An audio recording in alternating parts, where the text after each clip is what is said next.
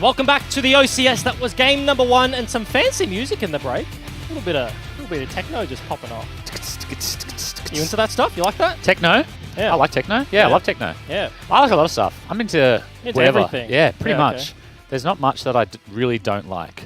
Okay, you're just a positive guy. Positive No, Tim Carbon generally Wendell. not, but music I am. Yeah. Okay. It really gets me going when people call stuff trash.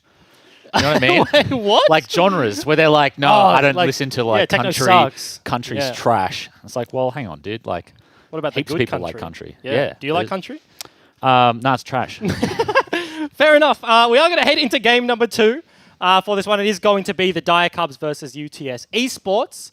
And it is a fairly interesting one. Some names that we are definitely familiar with on the Dire Cubs side of the coin. Yeah, so Dire Wolves changing their strategic direction for Split 2 of this year sees most of their OPL squad, all bar BioPanther, move down to the OCS. I mean, you have to look at this team as probably the favourite. Yeah, for this like year, the tournament, right? for overall, holistically. Yeah, they've had, we've got some Worlds players in here. We've got a bunch of OPL players as well. I don't know. I'm curious to see how they look in the next game. Yeah, because it is interesting. There have been like a bunch of holistic changes to a bunch of teams, like all over the OCS, like rosters here and there have completely like exploded, rebanded under different organizations. And this is a team that in the Dire Cubs has that prior experience. It is in the OPL. They've played in the upper league there and like they have that time together. They've also been together for a much longer time. Yeah. Like, they transitioned up as well. Yep. And then, on the other side of the coin, of course, it is one of the university teams, UTS. It is a bunch of players that will be coming together. Names I do recognize as well from solo queue. Being a bot laner, playing against the likes of Cadence and Frolic. I see he tweets out his stream all the time. So, these guys are grinders. They play the solo queue a lot and be interesting to see how they stack up. Yeah, I think there are a number of players here who I think played OCS last year. Cadence, Frolic, obviously. Leet as well, I think. Fuzzy Zola playing for UTS is their substitute mid laner. Oh, okay. So I'm not actually sure who their main mid laner is supposed to be, but I think him versus Get Back will be a key matchup for this game. Get Back, probably one of the better performing members, I think, from Dire Wolves in Split 1. And then, Fuzzy Zola, obviously, him being the sub, I think that'll be a precious spot for Dire Wolves, Dire Cubs rather, that they could potentially punish. Yeah, and I think for someone in our position, like a viewer's position, this day overall is going to be a lot of like feeling out what these teams prioritize. Do we see another similar game to that game number 1, like a hard 1-3-1 versus a hard team fight? They got it ahead, they snowballed it out. It was very convincing. Like, which teams stack up well and where? And so this is going to be another one of those situations, Dire Cubs versus UTS, and we do head into Champion Select. It's Morgana, Aurelia, Rise, Hecarim, a bunch of bans and champions that we see kind of at the top of the meta, and they're just taken away straight off the board. UTS potentially saw what our friend did last game on the Rise. Not wanting that to happen to them. Dire Cubs double support ban. Be interesting to see what Corporal picks up and whether they pick something up in the first 3 and then hit support again. In the bans. And it is going to be kind of a feeling out of their new player. Kweku? Where do we land on that one? I feel like Kweku is I feel like that's a name change. Okay. Because I've never heard of this person, and there's not many people that I haven't heard of. You're like all-seeing Carbon. As far as League of Legends in Oceania goes, I would say I know 99% of the names, you know? And there we go. You've actually been called out immediately. This is one I don't know. By production, the ex-top laner of Order Academy. So, played in the OCS Under the same name? No, No. I believe so. No. We'll be corrected. No, there's no way. If that's the case. But we are going to truck on with the rest of Champion Select. Nautilus, as you mentioned, is the ban flex pick between mid lane and the support pool. We saw Mog have a pretty good game on that one last time. It is the Rek'Sai on the other side, and they're just smashing these ones out. It's an Olaf, the Vikings, going to start this one up for Dire Cubs. That's an Ubisoft special. He likes that one. Yeah. And Akali Galio on the other side of the coin. I've seen a lot of Olaf from Ubisoft, and I do think he is a pretty good Olaf. But interesting to see him take it away. Oh, Sonataric. Hey. Okay, let's go. Interactive bot lane time. Lanes well, scales well. I think Galio is Incredibly the annoying. pick, right? Galio is the pick into Sonataric because he's got the most engaged tools at the earliest levels, I think, that are non-skill shot, like W flash, so really easy to execute. Very reliable. So I feel like this is maybe a game where Sonatak could get punished, but I don't know if Vayne is the AD carry to do it. Yeah, I was going to say, that's a pretty baller choice here. It is going to be a 3-pick Vayne on red side. We saw that in game number 1 as well. The champion is strong, but short range can get bullied out by the Sona, by the Taric in the early phases. And if you're a good Vayne on this patch, you know, you're picking her. Yeah, you're like, sure. you're 2-item, like, hyper-scaled already. Once you finish that second item, the Gwinsus, you are just pumping out the deeps. We spoke a little bit about the Galio. Akali as well. Akali also very strong, flexible mid-top. Yep. She still has a lot of good matchups, still very difficult to deal with. So much mobility, so much burst. So, number of skill-based champions over on the side of UTS, whereas Diacub's going for... tried and true. The sort of the face roll. Yep. Face roll comp, Olaf, farms super heavy, tempo really jungler. strong, early mid. Sona Taric. And sort of the same. Yeah, and Olaf's weakness, like once you get into the later games and you pop your eye, you're squishy and you're just running into a Vayne and she can one-hit you. But remember, then you have the Cosmic Radiance from Taric. He ultis your head and there's just no taking damage. And Sona keeps you up. The heals from Taric. You kind of have everything you could dream of as an Olaf jungler here. And you get them through the early game, they get you through the late game, and it is just a well-rounded composition. So UTS kind of have to make things work, I think, as we head on with the rest of these bans. It is going to be the jungle pinch from Diacubs. Makes a lot of sense. No red side junglers picked up just yet, so the Jarvan Lee C hit the bench. And it's going to be mid laners Zoe and Syndra from the other side of the coin. Yeah, so I think both teams just taking one role early and opting into clearing the mismatch, clearing the champ pool in the bans. Because they've been given the opportunity to. So pretty good drafting from both sides. I'm pretty impressed with what how both these teams have drafted. I think last game I was a bit surprised with the draft a bit, but this one seems a lot more in line with the meta. Yeah, and I will say as well, I feel like the Zoe and Syndra bans kind of lean that Akali a little bit towards the mid lane. You want to get rid of some tough matchups. The Syndra can bully you early. She can hit you through your Shroud and stuff like that, and you want to remove those matchups, so the flex is still there, can go between mid and top, but given that you're taking away those champions, does kind of lean towards the hands of Fuzzy Zola. I'm a big fan of this Corki pickup. Corki, super strong, I think, at the moment. I'm expecting to see him get played a lot more come MSI. I think his lane phase is super strong. You take the TP, you got a million pots, your range, you have fleet footwork, and he scales so well. I think this draft that they put together with Ornn as well. I think this is a fantastic draft. Frankly, this is an Ornn extremely easy to execute. It's an Ornn comp, but big DPS if they can get into the mid lane game with some farm. So, shouts out to Coach Kai, the Avant coach from last week, or the on-stage Avant coach. Obviously, Zach Ratipai also involved there, but is now working with the Diacubs. I think, a great draft from him. Yeah, has some history with the Diacubs as well. And on the other side of the coin from UTS Esports, it's the complete opposite. You have the Fiora, good matchup into the Ornn, you know, like he can't CC you. You have the Riposte that was actually buffed in the last couple of patches. So Fiora, definitely good champ right now, but very difficult to execute. You have kind of the Zac Galio as your reliable engage from UTS. They want to fly in on the back line, but you have to be picking on someone before Taric ulti comes down, before Sona can heal them back up, and you do really have that one big window. I think we found another 1-3-1 versus teamfight comp. Potentially. I think that, UTS have opted into the Fiora. Yeah, obviously good matchup into Ornn. Longer the game goes, Ornn is just going to get poked to death. Akali as well. Decent matchup early, I think, into Corki, and then in the side lane, in the mid lane, in like the mid game, like Corki probably doesn't want to be there versus the Akali. But then you look at Galio, Zac, and it's like, okay, I suppose you have a lot of CC to peel back when they try and team fight you, but it's definitely not the theme. You know, the theme isn't there of the draft. I think Leet is an avid Zac player. And I think that's why they picked it up. I can see it was pinched to the jungle pool a little bit with the Jarvan and the Lee Sin. Lee Sin not at the height of the meta, but Jarvan certainly is the case, and very annoying for someone like Ubisoft. Doesn't want to be locked in the cage. And it's always the best when a Jarvan locks in an Olaf and then just EQs out of the Cataclysm, and he's just standing there like flinging his axes around, got nothing to do. Can you axe out of Cataclysm, or does it hit the wall? Can you axe through it? Yes. Like as Olaf, can you throw your Q through the Jarvan wall? That's a good question. I want to say you can, because you can throw it through other walls. Like a Nivea wall? Well, no, like normal walls. Oh, true. So yeah, you're at like literal terrain. It's terrain, right? Yeah. So like I want to say you can. You can throw it through terrain. That is a incredible Corgi skin. as we are going to head onto the reef for game number 2. Oh, that is a nice one, actually. Yeah. Looks so clean. I don't like the, what's the cue? It's a tennis ball or something? I saw that the other day. I was playing solo queue the other day, and a corgi phosphorus bombed, and it was just like a tennis ball, and it just like completely threw me off. I was like, whoa, what was it? Like, what was that move? Like, who just did that? Where'd that come from? And I was like, oh, wait, it's just Foss bomb. Yeah. I miss old Foss bomb. The instant Foss bomb? The little sparkles that just There's kind so of much appeared. OP stuff. Yeah. When you think about it, and you're like, wow, I can't believe like we just played this, and we were just okay with that. Yeah, if it existed in the current state of League of Legends, people are just like Just that's a lose their minds. Reddit thread every day for the rest of time. Yeah. There's a little bit of action on the bottom side. The bottom lane's just contesting for that dot ward.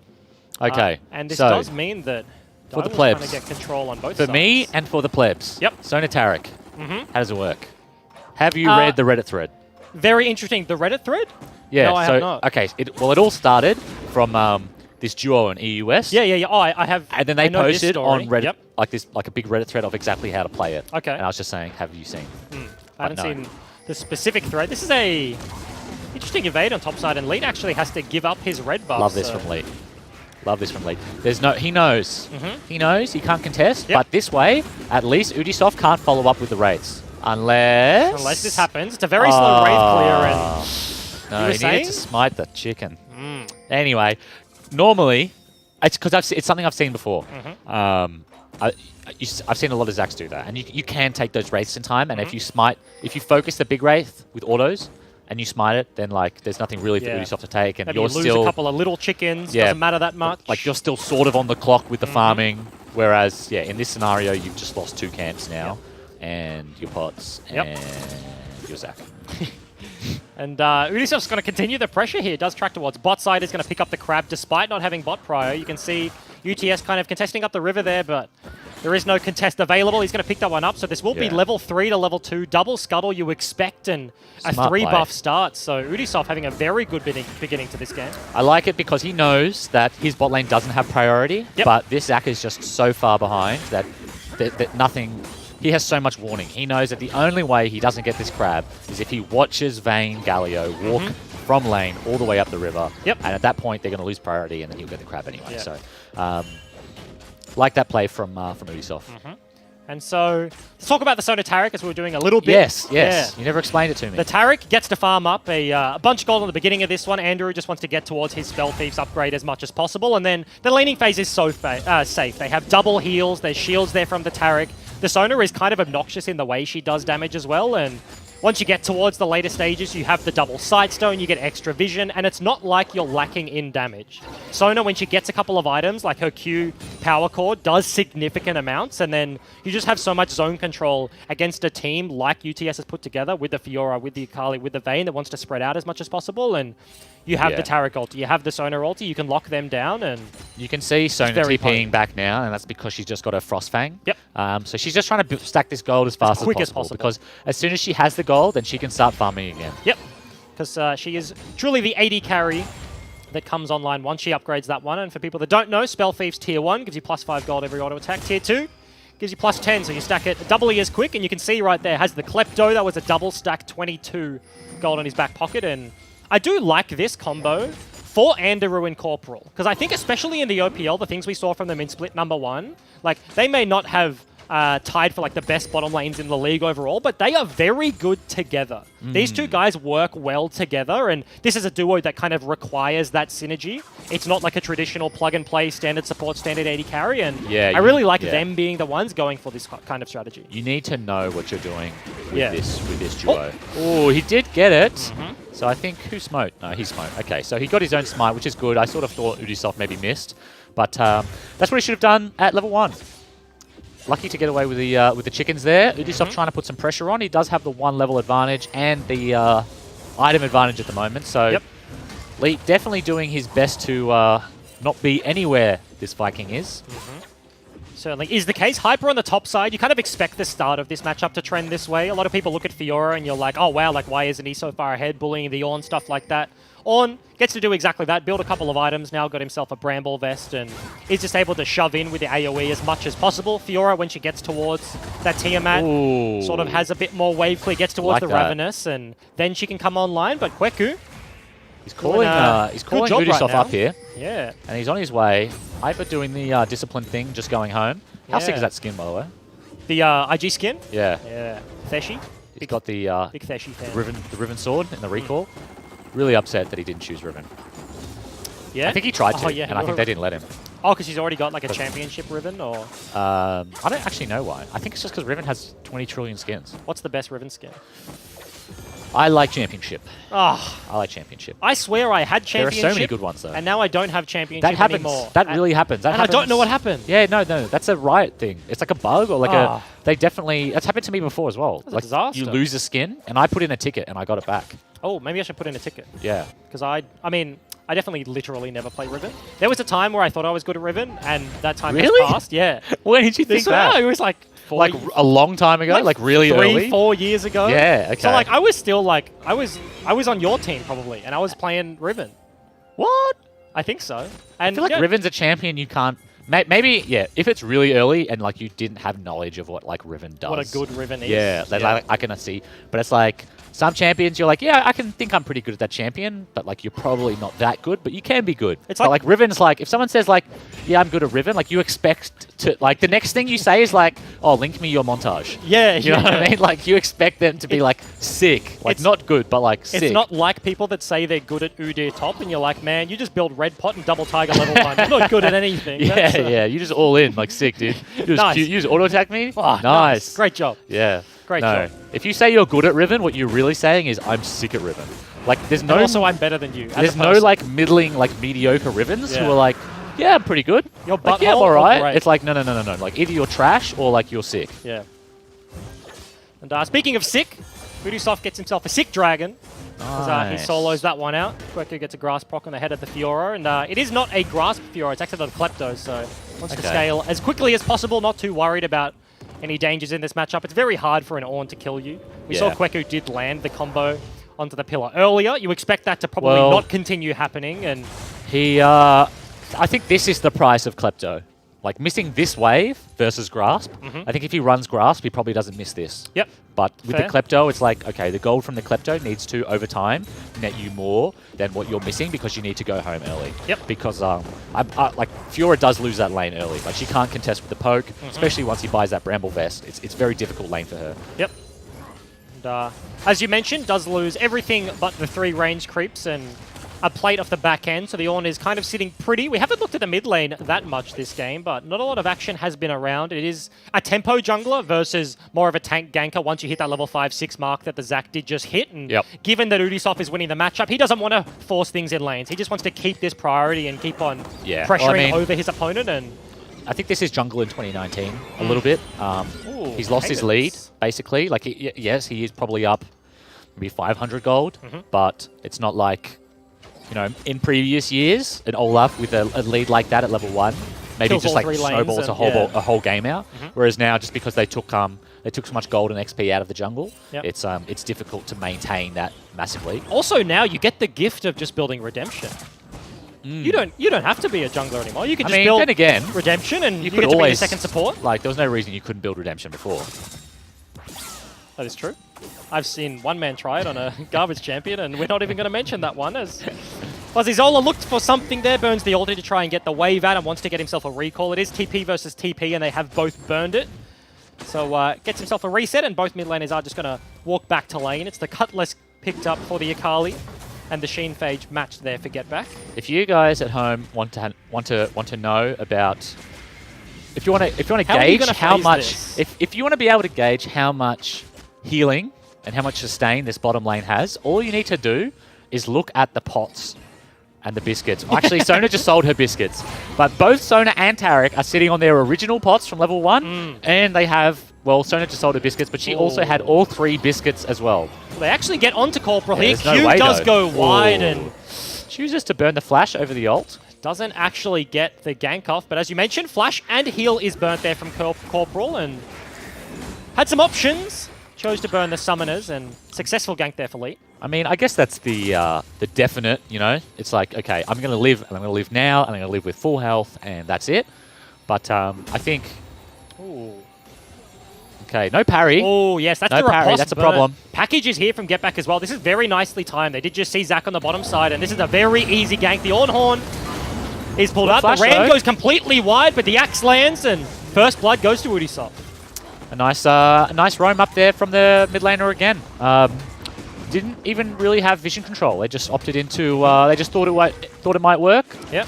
Well, they didn't need it, right? Zach just showed on the bottom side. He walked up river. They knew exactly where he was going. So the timing is there. Hyper, no TP, no flash after that play, and had burnt the riposte. So very easy to take him down. He gets chased down by the Olaf, and that's first blood. Ooh. Ambitious. Yeah. Keeps looking for this one. This is a battle for the ages. Two absolute Goliaths just whacking away, doing absolutely nothing. Two big potatoes. Oh, in the jungle, though, Ubisoft may have just been caught out. That's a Galio roam with the Akali, and he's just going to fall down. That's a very nice roam from Frolic, and finds themselves a return kill. Yeah, use the ultimate when they dove, so no option to get away from that CC. Yep. Must have just face-checked that bush, and literally did. That was it. Face checks a Galio, taunt into E, and Akali just shreds you here. Kweku kind of knows exactly what's going on. The dash gets cancelled, and there's CC galore between a Galio and the Zac, and slaps him against the Rift Herald before Shelly walks away. This is absolutely no damage between them. Flash gets himself over the wall. Fuzzy's all missed the E. Oh, what a shame. Over the wall, has the flash available, and greeds out with a summoner. They cannot find the pick, but they do force them off. Yeah, I mean, I was a little bit concerned with Frolic opting into doing the Rift Herald, leaving Vayne 1v2 bot. There is a surprisingly big threat from this bot lane in a 2v1. Like, the dive is so easy with Taric ult, Sona ult. Like, this Sona does do damage. Don't think just because it's like, this is not a support Sona. This is AP carry Sona. Yeah. Also, at level 8, like, you don't even need to have damage to do damage. Vayne is so squishy, you get locked down by the Sona ulti, then you get chained with the Taric stun. I mean, she does have cleanse, to be fair. And then they're just like, whacking away, and they don't take damage from the turret with the Cosmic Radiance. And the problem is you're stuck under the turret, and they're not worried about it. Yeah. Like, they're just going to stand there with Taric ult, and then they have the heals and the shields. But it didn't matter anyway because they got off the Rift Herald. Frolic has returned bot, and Corporal was roaming up to try and help out in team fight. So. Yep, and Ubisoft is going to solo out another objective here. It was UTS that attempted to take the Rift Herald, looked for the fight, and off the return, Olaf is able to pick that one up. And blue side looking like small advantage here in the early game. Both of these games so far.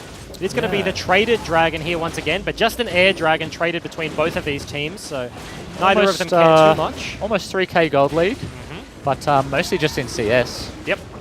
And I expect that will probably change in the next 10 minutes or so. Eventually, Fiora, especially once she finishes that first item,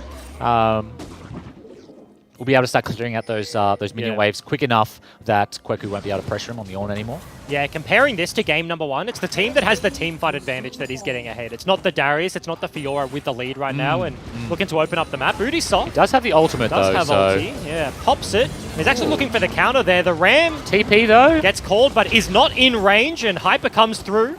TP's to the play, just has to dash over the wall and doesn't want any part of this one. Fuzzy Zola goes in for the play, though. Kweku, no ulti, no flash, and no way to get out of this one. Ubisoft throws an axe, but the top laner is dead. It's 2 kills for the Akali now. Fuzzy Zola starting to put some pressure on.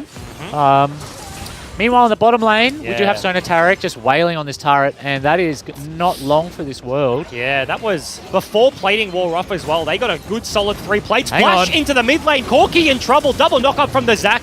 Rips back Ubisoft. Rift Herald has not been placed, but he's dead to rights. The Zac just got to pop the passive. That's 2 easy kills, and a mid lane turret traded for bot side. That was an amazing dive. I really thought, I mean, they got the pick on Kweku, which was nice. A little bit extra gold for Fuzzy Zola, but then I thought, well, they are trading a ton of farm and first blood tower to Sona Taric. Like, that's not really a win. Yep. But following up with that dive and then also taking the mid tower, big play out of UTS there. Yeah, continuing with the play. Now this Fiora gets time to kind of catch up a little bit in the side lane as this map is going to open up. But the Akali is the big winner. Fuzzy Zola, 3 kills, goes back, finishes his Hex Tech, and we said it at the top of this game, right? The Akali wants to find the Corki in the side lane. If he doesn't have package and the ability to kind of just scoot out of the lane whenever he wants to, this is significant kill threat here from the Akali as her ulti comes back off cooldown and she gets those abilities, and UTS finding their way back into this game. Yeah, losing that bottom tower probably doesn't actually hurt them as much as you might think. Yeah. As long as they can hold on to this top tower, Akali being in the long lane against an Ornn with no MR is going to be pretty tough for Kweku to deal with, and might actually provide UTS the pressure they need to destabilize this game. Yeah, interesting little play there. Cadence was potentially looking for the recall, but does just pick up the wave and doesn't opt in for that one. It is going to be the Archangels here, completed but not transformed there for Andrew as he picks up the Sork Boot. So this Sona damage is really now online. Yeah. You can see the CS numbers. Can we get a gold check on Sona? Between the two. 700 up. I was expecting more, frankly. I was expecting more, but I just thought, I looked at her and I thought, that's a lot of items. She has Klepto, she has the GP10, she had the Relic stacks, like First Blood Tower. Yeah, had a bunch of plates as well. I would have thought she would have had more, but... I mean, comparable. Like 700 is still a lot, I suppose. You have the Relic stacks, but there's like a CS deficit there between him and the Vayne. Yes, accounted for somewhat. That is so true. Cadence is certainly keeping up here, and we didn't even mention Ornn just got soloed out by Akali. Fuzzy Zola finds himself a kill. It wasn't onto the Corki as we expected, but Kweku having a rough time in the side lane, goes triple armor once again. This is Mundo from last game. Iceborne, Ninja Tubby, and the Bramble Vest doesn't do anything versus the Akali, and gets himself the 4th kill. The Sheen, the turret goes down, and the mid laner for UTS opening up this map. Really like the lane assignment out of UTS here. I think they responded to losing that tower really well. Probably on the side of Dire Cubs, Sona Tarek should have gone mid straight away and probably just left Corki bot. I mean, he does have the tower to sit under, but yeah, this Ornn is just gone. He's just built for the Fiora. Every item he has is designed to hold Fiora in the side lane. Then he found himself in a position where he wasn't holding Fiora in the side lane. And he wasn't holding Akali either. So no. Absolutely not. He falls down. Wasn't holding very much at all. Yeah, certainly is the case. And Dire Cubs, kind of at this point in the game, they are reaching their item spikes. It's Triforce for Corki. We mentioned the Sork Boots, first item completed there for Sona. They need to start grouping and setting up these fights. They don't want to be ripped apart. They don't want the Fiora into the Corki and the mismatched side lanes. They really need to be able to walk the Ornn towards mid lane, sound the horn, force a fight, and force the rotation from UTS, because that's how they progress this game further. That's how they break the mid lane tile, with the collapse from the side lane. And they really need to be engineering that at this point in time. And I think that's what they're going for at the moment. Ornna's just stacked bot lane, never mind, they walk away. But yeah, definitely. They need to start utilizing this Sona Tarek. Sona Tarek is nigh unstoppable in a mid-game team fight. UTS doesn't have the damage yet to one-shot anybody. Every fight they fight is going to be sustained damage leading to a kill. But that's exactly the sorts of fights that Sona Tarek are so good at in participating in. Yeah. Because they have the sustained heals and they have the Tarek ult. Yeah, I like this play here from the Ornn. He's mentioned back away, but he does have a little bit extra time. He's just kind of ghosting his mid lane. Zach has found himself a jungler and he jumps away. Yeah, found himself an escape route, and Ubisoft wants to pressure topside. That's a lot of damage. Big chunk of damage. What does Corgi throw with his ulti? Is that the tennis ball? Is it a flaming blue tennis ball? I don't know. I'm not sure. Let's have a look. Get back. Can you take a step back? It looks like a rocket, maybe. Is it? Yeah, okay. Just like a toy rocket? Yeah. Okay. He listened, though. He took a step back from it. That's surprisingly accurate. Thanks. That's real good. I love his hat. I love the Corgi's hat. That's real nice. I like how his legs move. You like how even though he's like flying. Look, his little paws. That is adorable. That's a fat dog. That's a fat Corgi. Yeah, it's just there's just rockets. No, the Q is a tennis ball. Yeah, but I think in this chroma, it's like a weird color. Yeah, fair enough. He's got it's like Arctic Corgi. Arctic Ops. It's like a husky crossbreed with a Corgi, and this is what you get. Well, we've had 2 minutes of farming. Yep. Top tower did fall. We'll call it respectful play. Yeah, top tower did fall. I wonder whether UTS knows that they're 2k gold down. You reckon they're feeling like they're in a good position right now? Like you're pressing tab, Carly's 4-0, you know, it's 5-1, and you're like, yeah, we haven't really died recently. Like, game's going pretty well. That sounds so condescending. It's been a while. Well, I mean, like, I don't know. I've thought the exact same thing. Like, you're in game and then you go and you watch the VOD back and you're like, wait, how are we 6k gold down? I agree. You got like 5 kills to 1. You're up in kills significantly. Yeah. And, CS lead. Akali's solo killing this Ornn and you're like, yeah. Because I think they are in a good position. About it. If they can keep playing this style, as we mentioned, like, oh, that's a flash like that. out of Andrew. Very nice look there from Frolic, and finds himself the summoner. But I threatens. I like the setup, right? Fuzzy Zola was actually looking for the collapse onto Kweku. He was reading the play earlier where the Ornn was walking through his own jungle, and Fuzzy Zola's like, look, I'm going to get in deep behind this guy, look for the solo kill. Didn't quite find it. They kind of, like ships in the night, just backed away from one another. But good positioning, though. There have been opportunities that they've been looking for, and this is how they kind of play this game. They split the map. Fiora now has time on the bot side. This turret is all but dead to rights. You can see the rotation isn't coming from the Akali, so they're just willing to concede this one. Low HP, give Fiora time, give Akali time to pressure topside. This could be a little bit of a kill here. That's a big burst of damage, but with the Dire Cubs rotating up the river, Get Back takes the chunk and does just back away. Yeah, I mean, they have swapped Fuzzy Zola to the top lane, leaving Fiora bot. I think now that Fiora has lifesteal and the fades for some move speed, they think that that lane has stabilized, and they're probably right. She has managed to push all the way into bottom tower. Akali is probably strong enough to dive this top tower. I don't think that that tier 1 tower really phases her all that much at this stage. She has a flash. She obviously has 2 dashes with her ult and her E, so definitely outplay potential there despite the tower existing. So I don't mind the swap. Unfortunately, can't shroud the turret anymore. Fortunately, can't shroud the turret anymore. I agree. That was just absolute bollocks. That was ridiculous. As a support player, that was the most disgusting thing because you're genuinely helpless. Yeah, normally you're just there to die. You're like in an assassin and you're like, okay, I've got 2 things. I've got teammates and I've got turrets. Yeah. And it's just like, turrets? Oh, who cares? And also, like, your teammates can't even hit her when you're in the shroud. So playing support against assassins is definitely a bad time. Yeah, agreed. Anything other than Alistar. Get Back does do some pretty solid deeps. Oh, that's a nice condemn. Yeah, that was a very nice 1-2 punch there. Taunt into the condemn, and Frolic does have flash. He does have heal. That's a very nice sonar ulti, though. Frolic may just go down up the back end. Cadence is running from his life, but this is squad from the Dire Cubs. It's just so quick. The movement speed from the sonar, and easy pick in the jungle, and they may just transition this into mid lane turret. Yeah, that 4-man group, once they get Corki with the sonar Taric, so tough to deal with. You either need to all in, which is this an inhib? Tough, or run, but they're so fast and they have so much CC, and this Corki does so much damage. They use the sonar ulti, but they still have Cosmic Radiance. They don't care. If they do get into a fight, you can see how much the sonar is healing. Fiora's not even basing. Seraph, they're just giving it up. Fiora is actually doing the golems right now, so this is just going to be the inhib taken. Half HP is gone. Do they commit for the rest of it? Yes is the answer, as UTS just concede the mid lane in a turret. 22 minutes, and Dire Cubs, they break the base. Yeah, I mean, okay, you never want to lose an inhib, right? But in the scenarios that you do lose an inhib... Ooh, Sun lands. Oh, look, he's got no sun. Ornhorn lands as well. Galio does fall down. The knock-up does land onto the Zac on the back end. Zac no flash. The chase is still here. Short hop from the E. Dire Cubs, they back away and don't want to commit to this one. Fiora still whacking away on the into the Baron here. They aren't going to take damage from it. Pings are actually onto the Baron. Reset is going to come out from the sonar, but she double has TP. TP. They both have... Is that Corki? Yeah, no, as with the Corki, and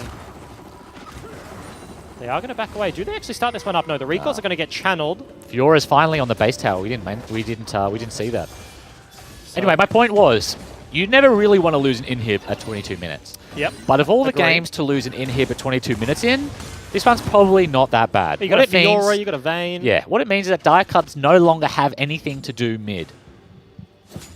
Right? Yep. So they can't, like, just grouping mid and running, just ramming up mid, like, that's not an effective strategy. There's nothing, they've already done it. There's nothing left for them to do there. So Vayne, very good at clearing supers. She's not going to mind having the every wave frozen for her, because that's essentially what a super creep does. It kills the enemy wave, the enemy can't farm it. But then this Fiora has side lane pressure. Akali has some side lane pressure, less because she's stuck at that tier 1 tower, but it's probably not that bad a scenario for UTS to be in. Certainly is the case. It's going to be another objective soloed out here by Ubisoft, kind of stacking those up. Had the Rift Herald, had the Dragon, and now he's going to add the first useful Dragon of the game in a Infernal. I do say that. Triple Air Dragon in a game with, like, Sonar. You could be zooming around. I feel like air, it's like a exponential, right? It's like the more airs you have, the better that first air was. But when you only have one air, it's like, I wish. So you're saying I didn't waste 10 seconds taking this. Oh, I was going to say, so like you literally said, like, the more air dragons you have, the better it is, and I'm like, wow, that's great. That's unexpected. Isn't it? Just, like, of course more is better. I know, but I'm just saying, like it actually becomes useful rather than a waste of time. Yeah. Like, one air dragon is whatever, but one fire dragon is still like, well, I do 6% extra deeps. Like, that's pretty cool. That's a good time. And the safest Baron of all time, you have Sona AoE heal, you have Tarek AoE heal. Is this Baron even autoing? Like, I can't tell. The ward is there once again from the red side of the map. There's been a little bit of a Fuzzy's flank here. Frolic does not have the flash available. Very nice E from the Akali. Gets himself out of range, but that's a turret dead on the bottom side of the map. Hyper is getting work down here. Yeah. Done on this inhib, and Quick can do nothing. He's looking to hit the wave, but headbutts an inhib. He says, you know what, I'll give you a hand. I can't hurt you, but maybe I can hurt my inhib. And the slow's going to be Ubisoft is here, but I don't think this is enough. This 2v1. Flashes are committed. And does get traded out by the Fiora, so Ubisoft doesn't have to burn one of his own, but top lane is trade 1-for-1. Inhib goes down, and Dire Cubs do back away from the Baron. So all things considered, you mentioned it, mid lane no longer an objective for Dire Cubs, and UTS, they make it work on the bottom side of the map. I mean, they were put in a position that is stressful. It's stressful to have the enemy standing next to you while you're doing Baron, and that clammy-handed, that sweaty split pusher. That sweaty split pusher in the bottom lane. That is a stressful position to be in. However, like, you need to execute on that. Yeah. If you don't take that Baron, yes, Fiora is going to take Inhib. And after that, she's going to go back to the side lane, and you're going to have the same predicament. Yep. Sooner or later, you need to commit to doing that Baron. Yes, it can be scary. Zac can come over the wall, whatever. But it's only going to get more difficult. Yeah. Fiora is kind of a ticking time bomb in this case, as they do kind of lose that opportunity. Frolic goes around and gets that ward again. I do like the vision that UTS has got themselves on the top side of the map. They also have a TP flank ward that is right next to Get Back, sort of in the gap between the scoreboard and the M-Wave logo, just on the left-hand side of your screen. So M-Wave, by the way, they will have a TP ward that will stand and never be cleared for this Baron. They know they're on it. Galio is very far away, and the Fiora doesn't look like he's committing. Dire Wolves, 3k on this one. Zac's in the pit! It's in the pit! Oh. And Ubisoft secures the Baron. He snipes him over the wall. Ornn gets taken out as Fuzzy Zola looks to get the contest. Andrew goes from no HP back to half, and Baron does get taken away. Lead's going to stop the recall of Ubisoft. Stop some recalls, but it's not going to mean anything. Yeah, that's not going to be it. The Baron picked up on all 5 members. They lose nothing, and the Dire Cubs, they secure that one, and now they get to set up the map. Well, yeah, we were talking about it, or I was talking about it. They committed. And they committed, and they've got the Baron now, and now they can stabilize the map. I mean, it's sort of the same issue as that middle inhib, right? Fiora doesn't have anything to go for anymore. There's less pressure. Like, the inhib's already down. Is she going to end the game? Probably not. And you have so much time as the Dire Cubs, right? Fiora's now tracking towards top side, and she has to get through an outer and inner, then your inhib to really be relevant and threaten anything on the other side of the coin. And Dire Cubs, now that you have Baron, you just 5-man group in the bottom side. But, I mean, walk up towards the turret, force a team fight, you can dive. Ornn can hold Fiora now, though. Yeah, that's true. Like, with the Baron, need to group. With the Baron, he can hold her.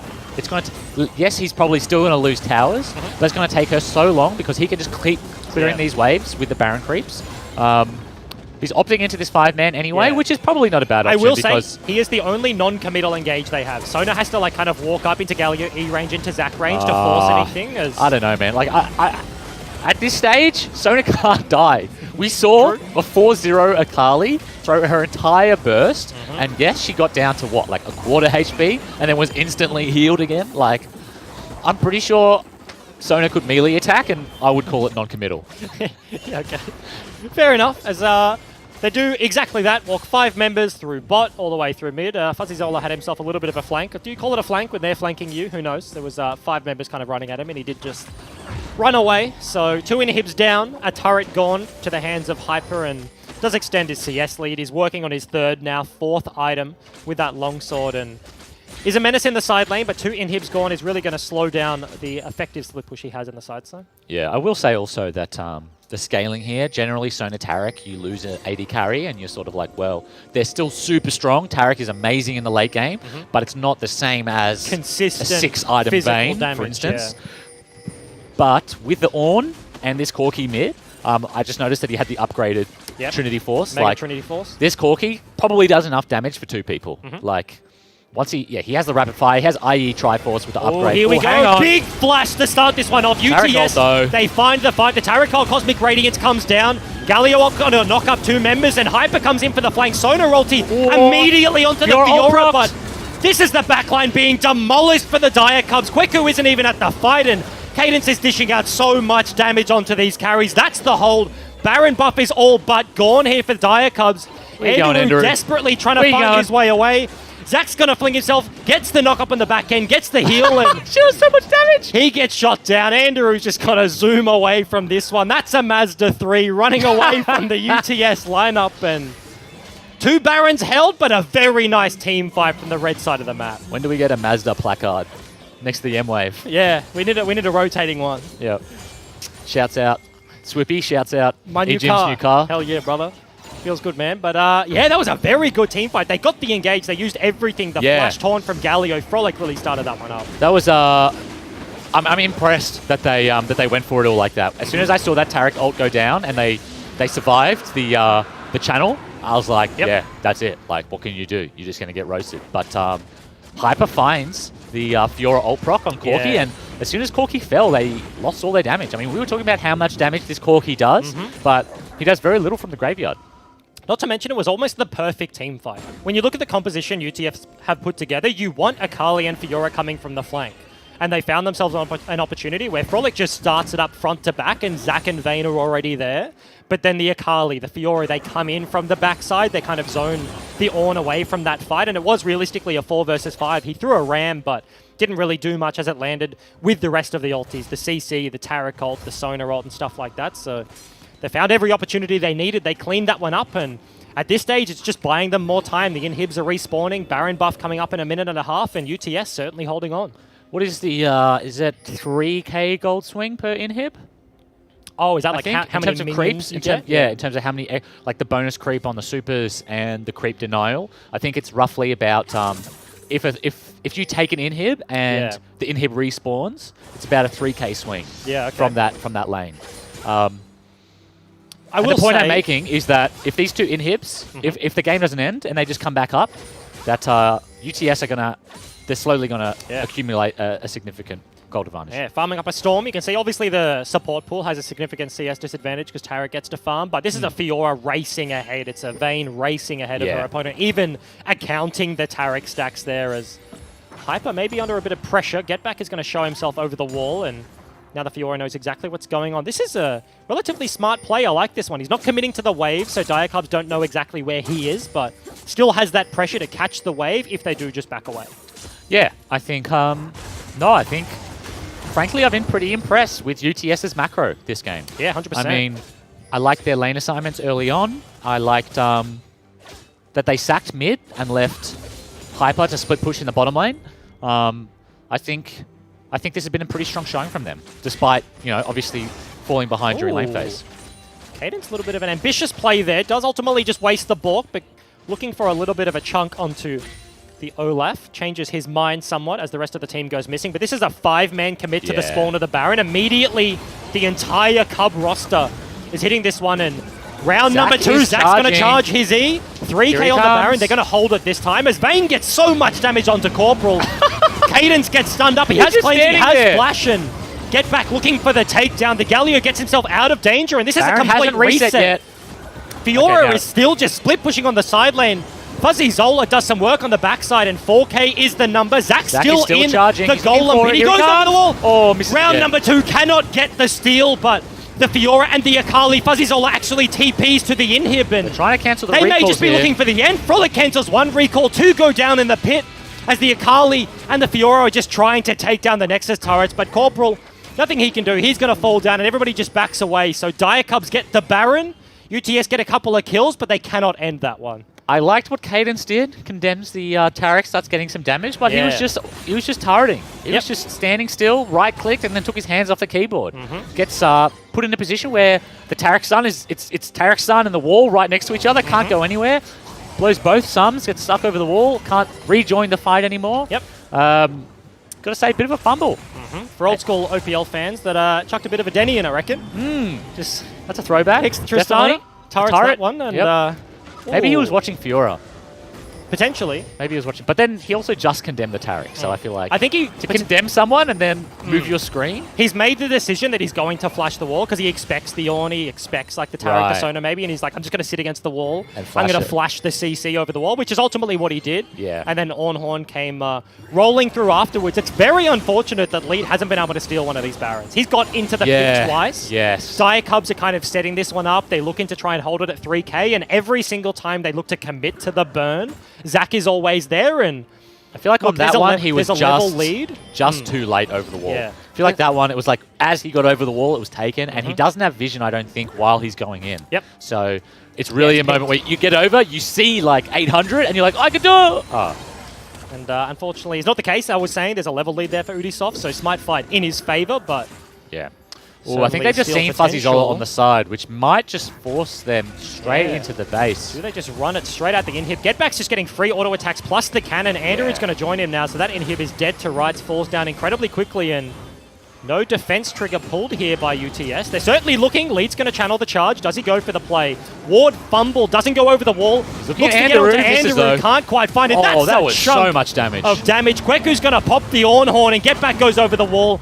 Hyper has to pop the repose to get himself out of this one. Frolic threatening with the taunt, but nobody dies. It will be a second inhib going over to the Wolfpack, though. No, the cut pack. The cut back. No MR on the Zach, and Leak just gets power corded in the head. Fiore is currently flanking though, so I think we're about to see team fight. Yeah, Zach goes in for round number 2. Does connect onto the Orb, but that's not the target you need. Taric ult onto 3 members. Getback is dishing out so much damage. Corporal flashes. Cannot find the engage. It does cost him his life in the backline though. Akali and the Fiora are doing so much work. Cadence is free hitting here. Or Cadence. Andrew may just be able to turn this one out. Stopwatch is time there from Cadence to stop some of that damage, but there's so many golden members. Taunt is going to land Fuzzy Zola once again onto the backside, and the Taric and the Sona are keeping the entire Cub pack alive. The sustain from this lineup is just too great, and this may just be the game. Getback rolls the dice. He comes up big, and is that the game? This just could be it. This is all on Cadence. He does have the cleanse. Home guard's back in. Oh, that's so much damage out of the Corki. Ornn is going to come through. Doesn't have any defensive tools available. He's going to use the fountain to heal up somewhat, but this is 4 against 1. Hitting the super creeps as much as possible, but this is a indefensible Nexus. Unfortunately for Cadence, he's got to look for it. Gets smashed by an Olaf, and that will be the game. The Dire Cubs, they pick up the first victory of their OCS 2019 run in pretty convincing style. Yeah, I mean, in the end, yes, they definitely put their foot down and ended that game. But I will say that it was looking dicey for a little bit there. Yeah. They got both those mid and bot inhibs, but weren't able to really push too much with it. But yeah, in the end, opting into the fight there from UTS, they had already lost both inhibs and then decided to all in. And kind of a little bit too late there. Yeah, I mean, I don't really think it was necessary at all. You just held 2 inhibs down for 5 minutes. Yeah. You'd probably do it again. But no, the sustain, I think the draft from Dire Cubs was top-notch. Shouts out to Coach Kai for that one. I think, yeah, the Sona Taric, Corki was just so difficult to deal with. You saw in that last team fight, those rapid-fire cannon procs with the Corki, with the upgraded Triforce. Yeah, and the IE, he's just popping off. And do they have Ardent Sensor? Like, I'm pretty sure. I actually don't think they did. I think it's a bit of a luxury. Like, she goes like pretty late. The Sona or the Taric can go towards it. Yeah. Okay. May or may not have had it at that point. I don't know, but they're still dishing out damage. Yeah, but great draft, I think, and they executed on it quite well. And, shouts out. I think that was a good game from the Dire Cubs. For a first game of the season, they just pick the team fight comp. They find the team fights, and they do find the victory. Dire Cubs are going to be able to pick that one up, and we're going to head to a short break before we head into game number 3.